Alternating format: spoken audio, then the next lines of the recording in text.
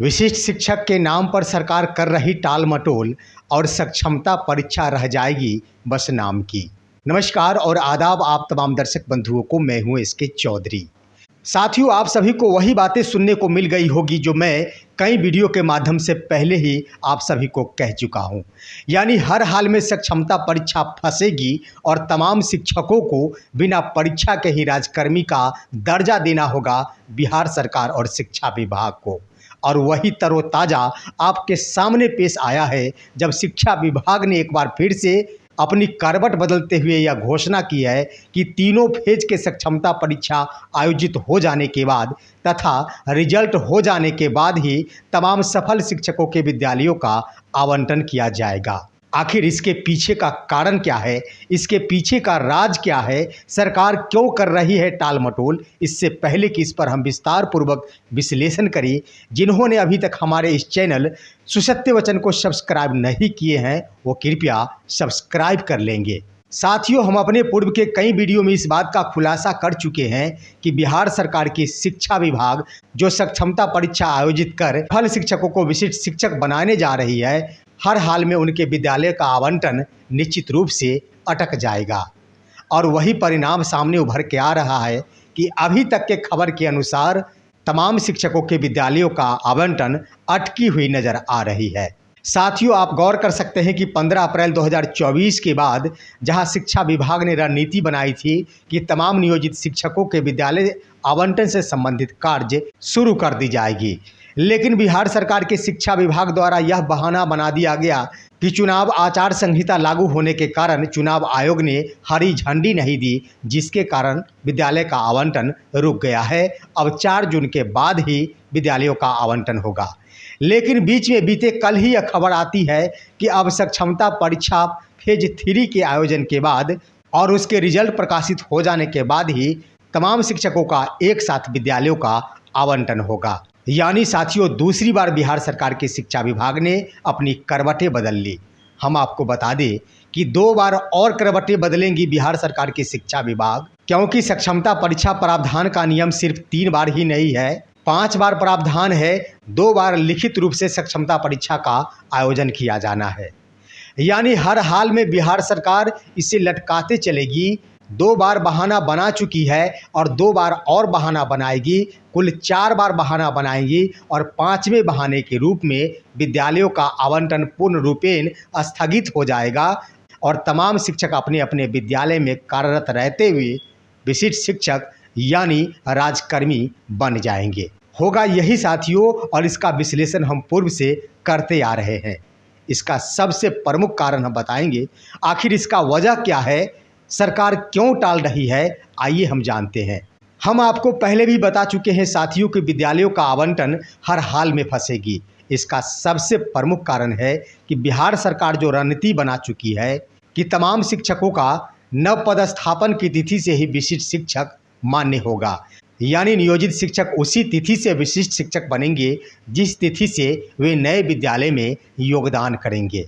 साथियों, सरकार ने तो ये योजना बना ली और वो सिर्फ अपना फायदा सोच ली, लेकिन उन्होंने एक बार भी नहीं ध्यान दिया कि आखिर माननीय सुप्रीम कोर्ट का जो फैसला है कि कोई भी 125 बीएड योग्यताधारी शिक्षक अगस्त 2023 के बाद नई नियुक्ति में 125 के रूप में चयनित नहीं हो सकते हैं। यानी कि अगस्त 2023 के बाद की बहाली पूर्ण रूप से अमान्य होगी और बिहार सरकार 2024 में एक बार फिर से तमाम शिक्षकों को नई नियुक्ति के तहत विशिष्ट शिक्षक बनाएगी। आखिर क्यों? यानी उनकी नियुक्ति अमान्य करवाने का प्रयास करेगी क्या बिहार सरकार? कदापि संभव नहीं है। नई नियुक्ति किसी भी सूरत में संभव नहीं है बीएड योग्यताधारी 125 के शिक्षकों को। वही साथियों, एनआईओएस के साथ भी वही मामला है। जो शिक्षक एनआईओएस के डिग्री पर बहाल है वे सब पूर्व से बहाल है, लेकिन एनआईओएस की डिग्री पर नई नियुक्ति कदापि संभव नहीं है। और बिहार सरकार के शिक्षा विभाग सिर्फ योजना बना ली थी कि हम नई नियुक्ति नए विद्यालय आवंटन की तिथि से तमाम शिक्षकों को विशिष्ट शिक्षक का दर्जा दे देंगे।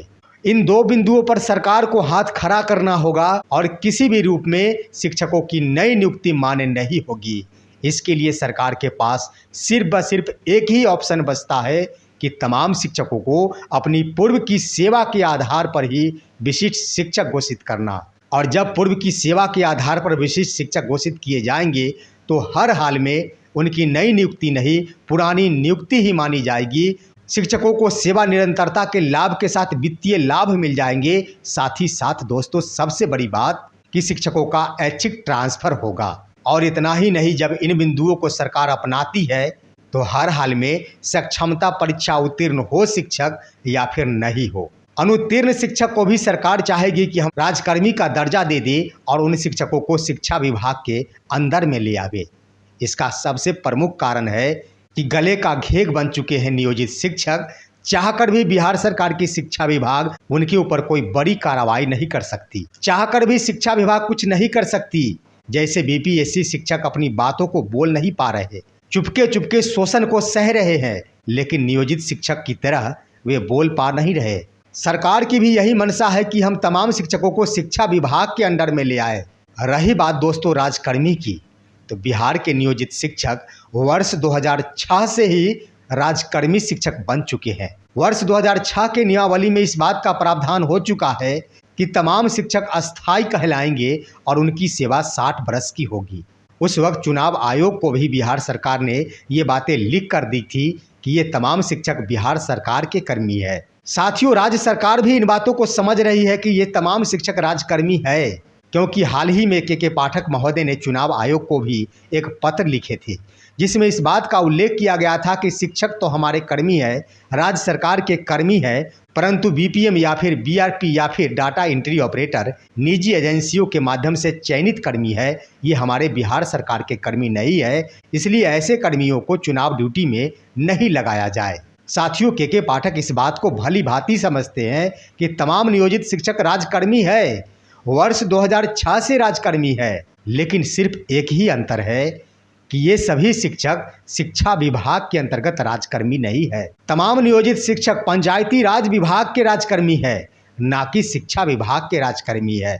अगर शिक्षक लड़ाई लड़ेंगे तो निश्चित रूप से पंचायती राज विभाग के अंतर्गत राजकर्मी के रूप में उनको मिलने वाली सुविधाएं के लिए लड़ाई लड़ेंगे। और सरकार की यही मंशा है कि हम शिक्षा विभाग के अंतर्गत इन सभी को राजकर्मी घोषित करें। हर हाल में नियोजित शिक्षक राजकर्मी हैं और भविष्य में भी बनेंगे।